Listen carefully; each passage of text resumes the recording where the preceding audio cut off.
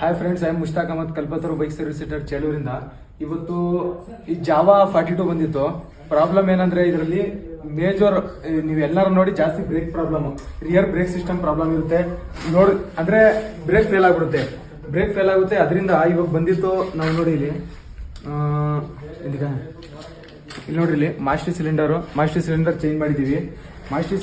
Change ಮಾಡಿ ಆದ್ರೂ load ಆಗಲ್ಲ, ಬ್ರೇಕ್ ಲೋಡ್ ಆಗಲ್ಲ. ಅದರಿಂದ ನೀವು ನೋಡಿ ಇಲ್ಲಿ ಇಯರ್ ಸ್ಕ್ರೂ ಬರುತ್ತೊಂದು, ಇಯರ್ ಸ್ಕ್ರೂ ಬ್ಲೀಡಿಂಗ್ ಮಾಡ್ಬೇಕು. ಇದಕ್ಕೆ ನೋಡಿ, ಇಲ್ಲಿ ಬ್ಲೀಡಿಂಗ್ ಈ ತರ ಯೂಸ್ ಮಾಡ್ಕೊಂಡು ಬ್ಲೀಡಿಂಗ್ ಮಾಡಬೇಕು.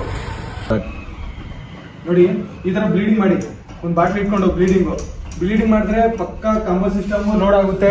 ಅವಾಗ 100% ಈ ಬ್ರೇಕ್ ಸಿಸ್ಟಮ್ ಪ್ರಾಬ್ಲಮ್ ಸಾಲ್ವ್ ಆಗುತ್ತೆ.